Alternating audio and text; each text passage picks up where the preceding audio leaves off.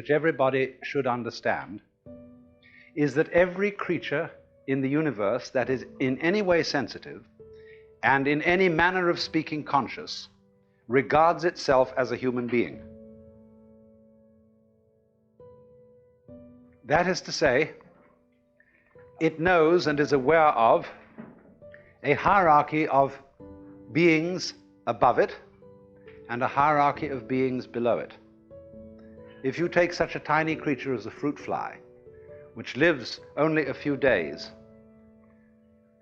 it is aware of all sorts of weird little animals and objects and spores floating in the atmosphere which we don't even notice unless we've got a microscope around, and very few people have. And it criticizes them as being inferior animals and all that sort of thing, whereas human beings are things that it doesn't comprehend.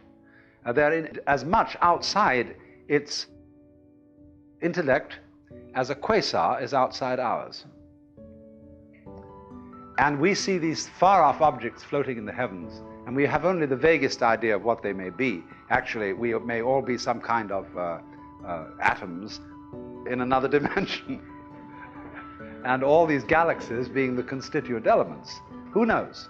But there is, I think, a fundamental principle that everybody must understand in order to know what is the meaning of the Tao, or the Chinese sense of the course of nature, and that is the principle of relativity. It's absolutely fundamental to an understanding of Taoist philosophy, relativity. That is to say that wherever you are, and whoever you are, and whatever you are, you're in the middle. You know, pig in the middle. That's the game. And you see, just in the same way as when you stand, say, on the deck of a ship, and you can see a horizon all around you to exactly the same distance. You're in the center of a circle because your senses extend a certain direction in all directions, and therefore give you the impression of being in the middle. Now, everything in the world feels like that. And also it has its own kind, which look natural to it. You see, spiders and hydras and sea urchins and so on don't look very natural to us. We say, well, I wouldn't want to look like that. But they say when they see us, well, what kind of an awful thing is that? And what a lot of nonsense it does. But now, here is a very strange thing. That every creature, therefore, which feels that it is human, and which knows that it's there in the same way as you know you're here, experiences being here as constituting a sort of blockage. There are very few human beings that don't feel this, and I'm sure there are very few creatures that don't feel it in some way too. The sensation of a certain tension which constitutes the feeling of I-ness, of there-ness, of being here. Because after all, every creature is a particular form. Everything is individual. Not only you as a total organism standing here, but all the component cells of your body. Each one of them has some sort of a feeling of its own. And it is individual. You can look at a microscope at the right level of magnification, and you can see that thing there with its own little life. And if you examine the stream of your blood, you'll find it full of all kinds of organisms that are having all sorts of conspiracies and games and plots and eating each other and doing these things that like we do. Only we realize that we wouldn't be healthy as a total organism unless there were all these wars and fights and plots and politics going on between the various cells in our blood. But from their point of view, you see, they feel a little bit put out because they're being organized. And we're in the same situation because very slowly the human beings on the surface of the planet are realizing themselves into a total planetary organism with an electronic nervous system.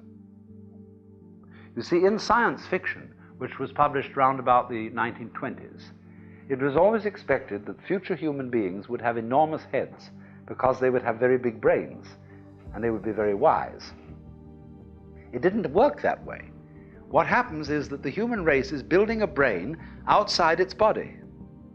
That is to say, an interlocking electronic network of telephonic, television, radionic communications, which is rapidly being interlocked with computers, so that you will, within a few years, be able to plug your own brain into a computer. You will have a little gadget here behind the ear that is slightly like a hearing aid, and that will be integrated with your brain in such a way that you can plug in right here. That will only be an intermediate stage, because just in the same way as when we thought that all communications by electricity had to go through wires, and then we got rid of the wires and got radio and television, so in exactly the same way we'll eventually get rid of telephones and radio and television, and will communicate by some entirely new method that is at present called ESP. But that will mean that absolutely nobody has a private life anymore. Everybody will read automatically everybody else's thoughts. You will have no defenses. Everybody else will see right through you. And some people will protest and say, well, this is terrible, there's no privacy anymore, that means there's no me. Well, that's what's happened to your own cells and your own neurons. And they objected at some time in the course of evolution, we're getting our private life taken away, we're being organized into a body. And we're doing the same thing. Only we have got to try and see if we can be clever about it. And that is to say, to do two things at once. To have this tremendous openness to each other, whereby I don't care if you read my thoughts, and you don't care if I read yours, but at the same time, nevertheless, each one of us retains a peculiar individuality. Almost in the same way as nothing could be more unlike a stomach than a heart, and nothing could be more unlike a kidney than a pituitary gland, and nothing could be more unlike intestines than a rib cage. You see, there's a lot of differentiation inside the body, despite the fact that it is an organism functioning all together. So then the problem, though, as I said, is that for each individual which is outlined, which is a separate thing, or rather, I would, instead of using the word separate, I would like to use the word distinct. Separate, as I use the word, means disjointed, cut off from. Distinct means a feature of something where an absolutely distinguishable pattern is part of a larger pattern of a whole. So something can be distinct without being separate, in just the same way as back and front can be very different and yet inseparable.